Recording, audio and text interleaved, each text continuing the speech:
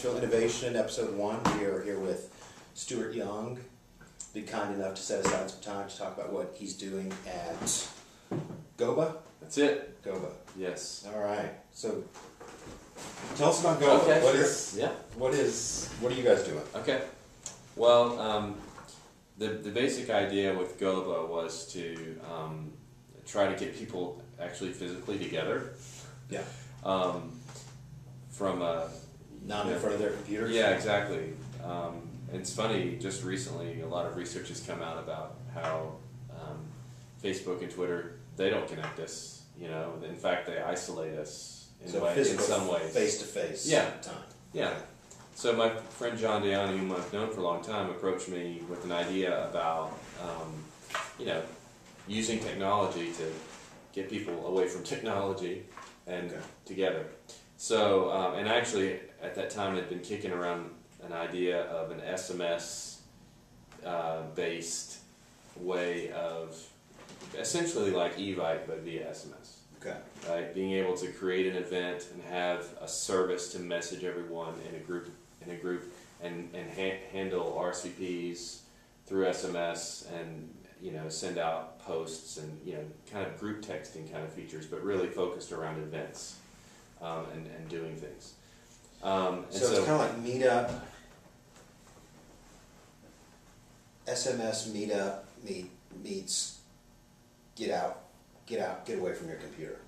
Yeah, I mean, from a technology standpoint, it's kind of like Evite or Meetup, with an emphasis on the mobile phone. Right. So we have iPhone, we have Android, we have the SMS, we have mobile web, we have web applications. So it's not strictly SMS. You could interact with it via an email address and get your invitations via email, just like Evite. So you can invite your family, including grandma, who doesn't have a mobile phone. But for users who are hooked up all the way to SMS, you could literally have SMS only complete event management through text messaging. Interesting. So, so at a very basic level, it's a lot like Evite, but as you dig into the functionality, there's a real emphasis on the mobile device. So tell me about kind of how the formulation of this came together. What was your ideation process of, Sure. Hey, is this viable, or is this idea, Right. Well, as I mentioned, John came to me with his idea was more along the lines of a social network, and I had been John is the other founder, right? Mm-hmm. And mine was really just strictly this messaging, event-focused messaging platform, and we saw some overlap in our ideas, so we started working on a demo and kind of a pitch to raise some money. And this was in summer of '09. Okay. Yeah, so we started making our first pitches at the end of '09 and early 2010.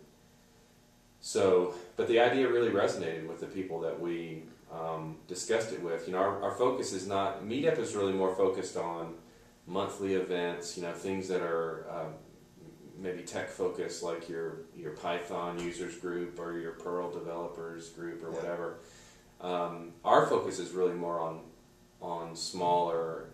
It's not. It can handle those as well, but our focus is really on ad hoc events, things that you do with friends, going to coffee. We're trying to make it really easy to actually connect with a friend to do something small, almost like a flash meetup. Yeah, with a small group of friends. So if it's it's a book club, or even just coffee or even just a meeting. You don't actually. People kind of get the idea that you have to have a group of people for it to work. That's not the case. I mean, I can create what we call a group with no members in it, for example. Okay. And I could create an event. Let's say I create a group called Meeting. Yeah.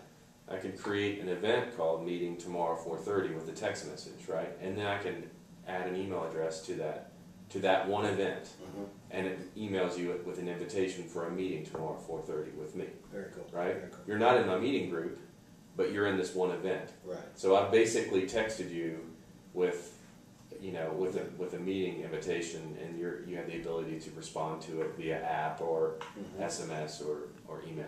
So you built a prototype. Yep, we built a prototype Before web app and pre-funding. Pre-funding. You had an ugly prototype. Yes, very ugly.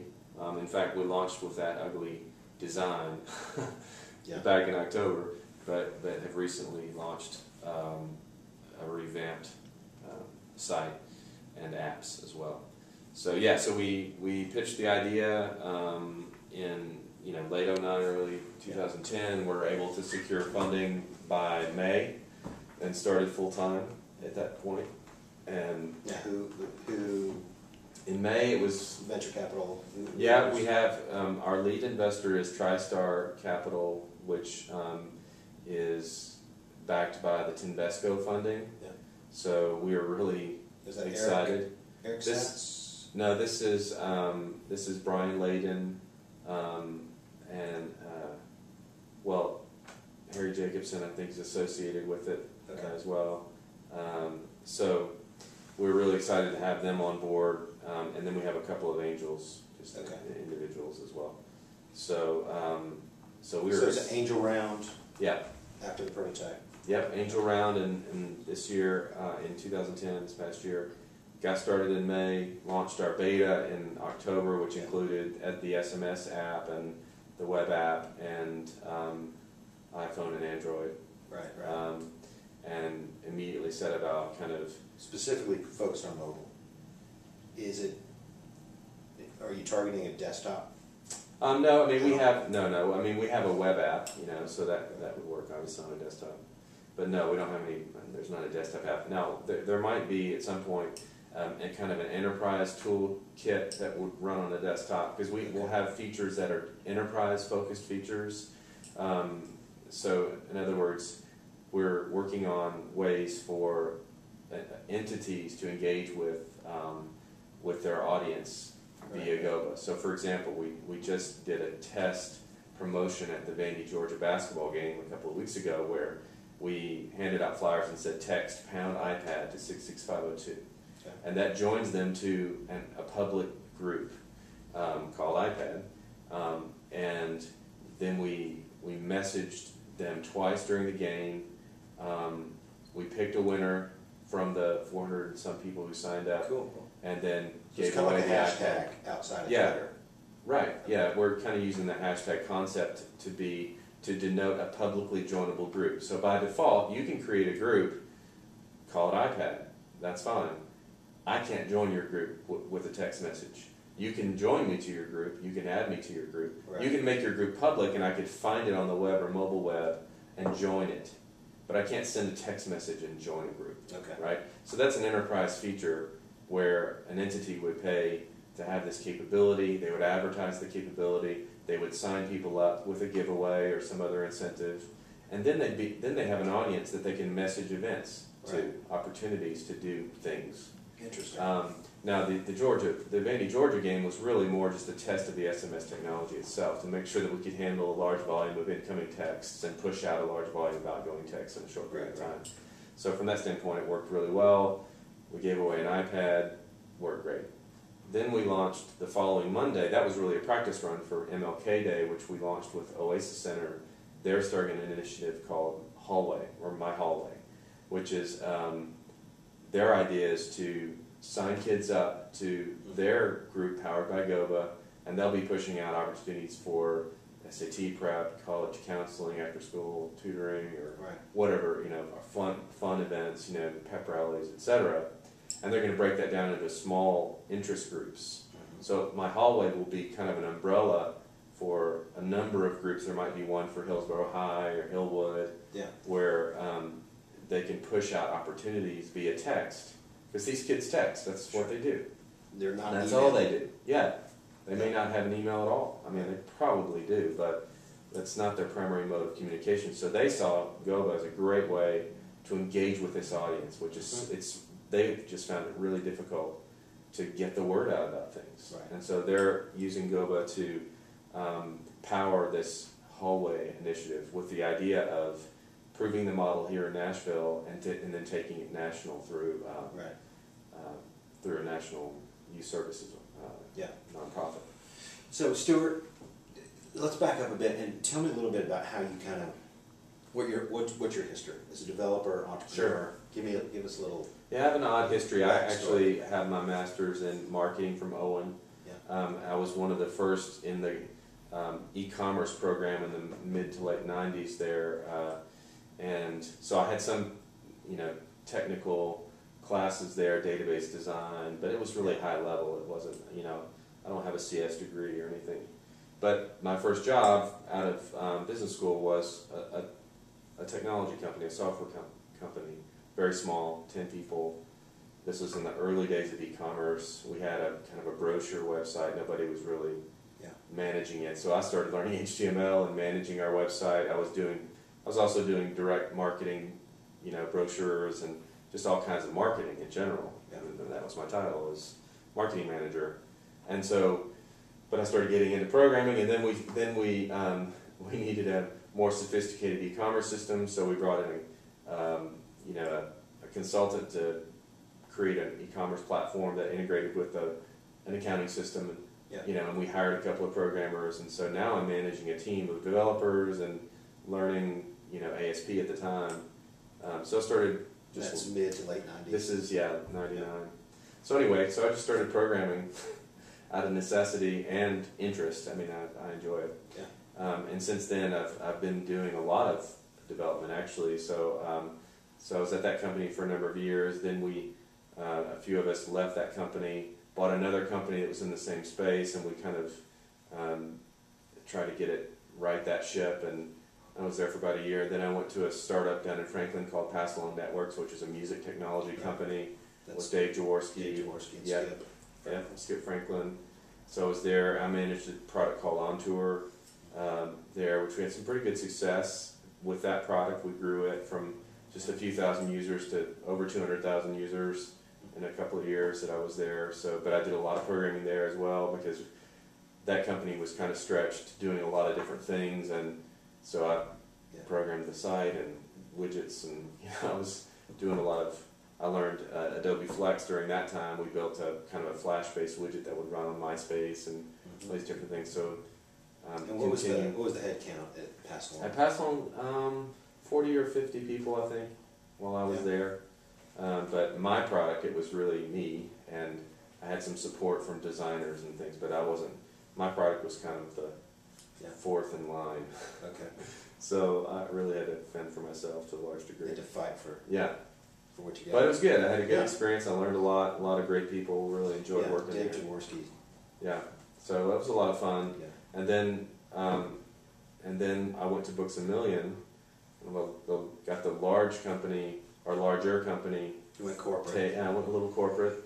Needed some stability. Sure. And I managed a team of developers here in Nashville that manages booksamillion.com, and we did managed a lot of in-store technologies, like this, from the scanning guns to the help desk computers, and a lot of the web interfaces that the associates would use in the store to look at product and manage the transfer of product. Kiosk kind of initiatives, and started building an API there, just a flexible API that would allow us to do things like kiosks and a lot of different interfaces that maybe had different front ends, or that contractors would build. Because at that time, when I started there, that was a Perl shop, and pretty much every app was in a silo, and it was custom, and it didn't have any interfaces that you could plug into. So that was my goal there, was to create an API that would be that you could interface via REST, XML or JSON or whatever you needed.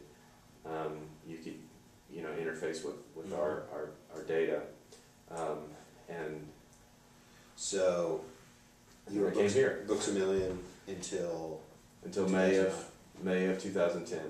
Yeah, so that's where I was before. That was where I was when we started kicking around the idea, working on the demo, and finally was able to, when we were able to raise the money and get started here full time last summer. So good. That's it in a nutshell. So what does success look like for Goba? Like best case scenario? 2 years from now? Yeah, that's a good question. What kind of conversations do you guys have about that? Well, I think that's the. Well, 2 years from now, if we're in business, that's one measure of success, right? Right. If you're still employed, that's a measure of success. Yeah. But I think it's best case scenario. I think you'd want to be in a place where you're generating interest of suitors. I mean, if you're not being courted to be purchased, you're probably not making enough waves. Mm-hmm. You're probably not doing enough. So then the question, becomes: do you sell? Do you grow it yourself? Do you sell it? Do you stay on and run it? Things like that. Sure, Those are the questions you'd want to be entertaining, I would think, at that point. What kind of liquidity event? Who would be interested in purchasing Goba? That's a good question. I think it really depends on whether our traction comes through entities or through individuals. I mean, we have a product that can be used by regular Joe consumer to create and foster events with friends and do stuff. We have a product that can be used by a person whose job it is to organize events, whether that's a promoter or a social director on a cruise ship. I mean, so, and then we've talked about the entity model where a large organization tries to engage with its audience using our technology. So I think the answer to that question would largely depend on where the traction comes, if it comes, right? So you've got two different potential parallel. Yeah. I mean, we're working with these entities because they have large reach.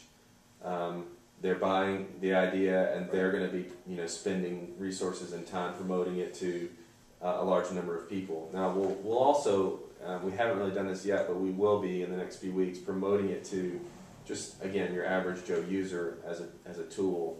So you've got two different customers. You've got kind of like the branded entities like Vanderbilt or the YMCA, right, or the SEC, whoever, right, and then you've got just individuals who would create their own Goba event and use it exactly commercial. Yep, and I think we've been in build mode to the degree that we haven't yet really. We don't know where that traction is going to happen. So yeah, we'll pursue both. I think probably emphasis a little bit more on entities because they have the larger reach. We can get larger, faster momentum probably through those kinds of partnerships. But that's not to say that the idea doesn't stick and really just explode. I mean, who knows? Sure. So, how is this disruptive? Great question. Or is it purely just an innovative model that creates a new workflow? Yeah, I mean, I probably wouldn't call it disruptive. It's not. I don't think it's a revolution. Really, we're taking existing technology, we're packaging it in a unique way. So I would probably say it's more evolutionary than revolutionary. I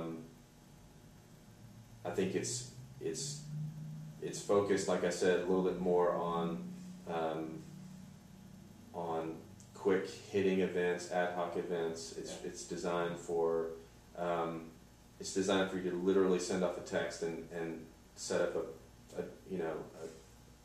a meeting at the bar for drinks, or a walk in the park with the other moms in the neighborhood, things like that. And there's no tool that's addressing that need right now. Right. And I also think there's a place for. So you see a gap in the market. Absolutely, yeah, absolutely. There's a niche. I think there's Facebook events, but I mean, who responds to Facebook events? Nobody. Yeah. It's worthless. Almost. So it's exactly. It's white noise. So one of the kind of founding principles for us is if you're going to get a message from us, it's going to be about doing something. It's not going to be from someone you. It's not going to be about Farmville or what you had for lunch or. Right. I mean, there's this place for those things, but I don't think you can put meaningful, opportunities for getting together alongside the message from the friend who just, in other words, friend may say, get his Mafia Wars. thing and an invitation to go to lunch. I mean, they just don't. It's just not. Yeah, all or nothing. Coherent. It doesn't. Yeah, I don't. It's not the same. You can't send those different messages on the same channel. Right. So that's why we see an opportunity to try to be a niche. I mean, really. I mean, I don't have visions of grandeur or anything. I think we have a great tool that can meet a need and be a niche service, and I think have a good deal of success. Mm-hmm. That's great. So, in Nashville, what do you see that's interesting going on inside the community of Nashville in the technology and entrepreneur innovation space? Sure. I'm only keeping track of it I know you're peripherally busy. right now. I have a few get-togethers that I get together with some guys monthly, and we talk about some tech things that are going on. Developers? Yeah, some developers, some kind of CTO level guys who used to be developers and Right. kind of can make the developer joke and get it, or can hear the joke and get it. But I also know the guys at Bandbox, Brian Peterson, and I kind of kept track of them, and They just just are good did a guys. pivot Yeah, recently with Red Rover. right. Is it? Yes. Yeah, I haven't talked to them a little bit. Actually, when I saw you at the Nashville Entrepreneur Center, that was the last time I saw them. So yeah, I'm just barely kind of keeping track of it. My head down so much on building, Goba.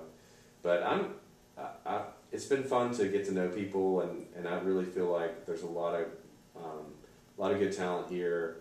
There's a good esprit de corps among guys who are trying to, make something happen, and I think there's a lot of mutual encouragement and not really much rivalry, I would say. So Yeah, that's there really is cool. kind of a band of brothers Yeah. sensibility. Yeah, there's just not enough of us to Yeah. be backbiting or anything like that, Right. So.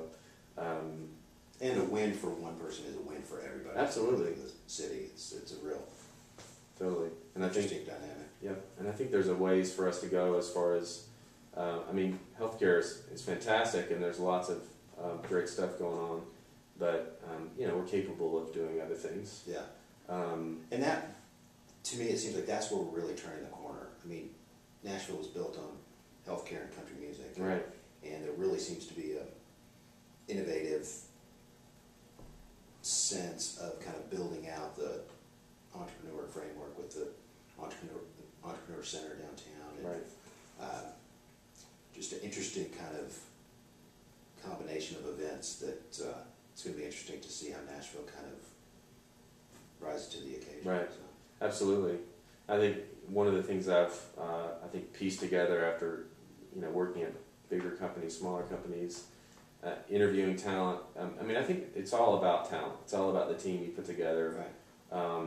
You can have a great idea, but without a great team, Sure. you're not going to go anywhere. And So talk about that a little bit. What when you say put together your team? yeah. What's your thinking? What's your Sure. One of the questions I always asked when I interviewed developers at Books A Million was, what projects do you work on your own time? It's fun. To me, if you're not learning, you're not a developer. Okay.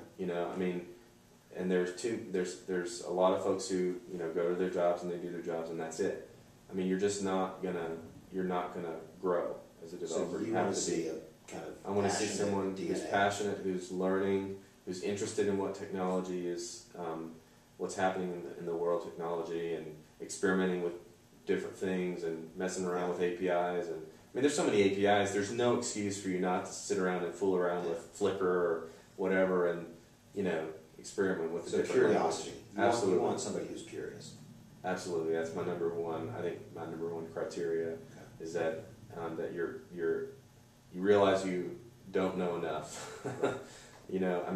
The more I learn, the more scared I am of what I don't know. Yeah.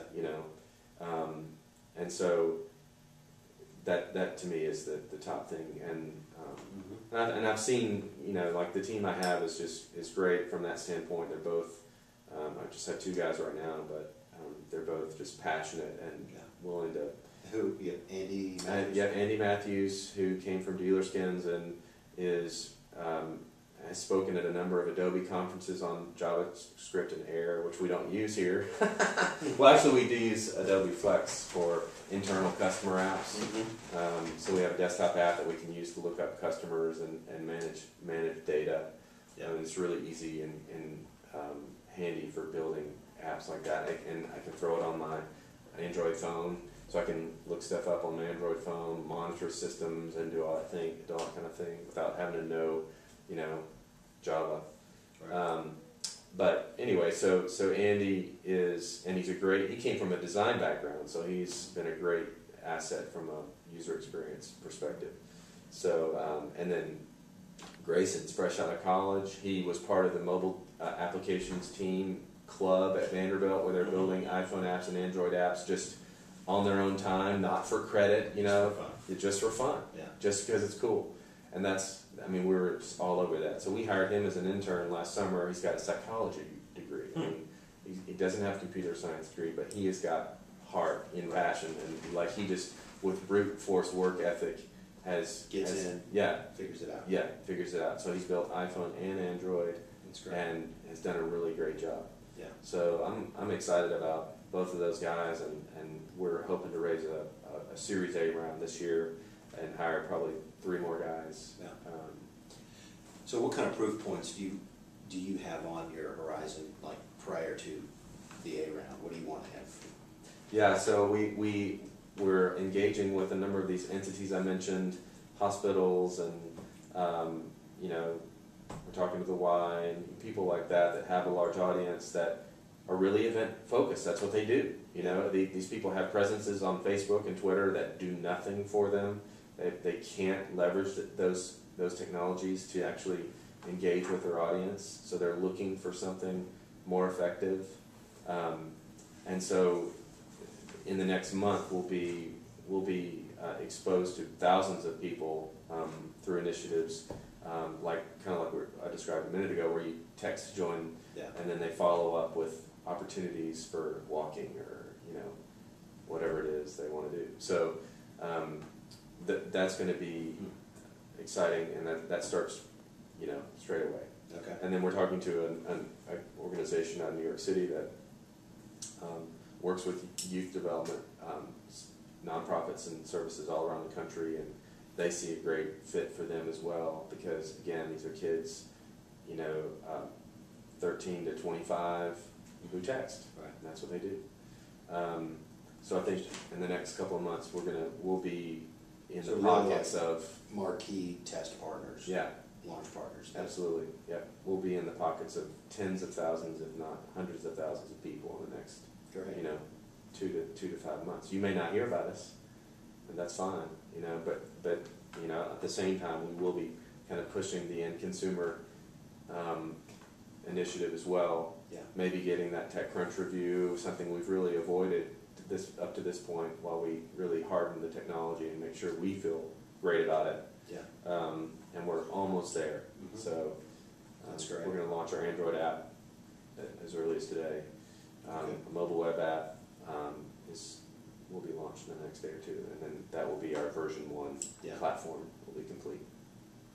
Exciting. Yeah. Thanks, Stuart. So how can we find you? Yeah, Goba.mobi is our web presence. Goba.mobi. Goba.mobi. Okay. Yeah. Very good. So hopefully we'll buy the .com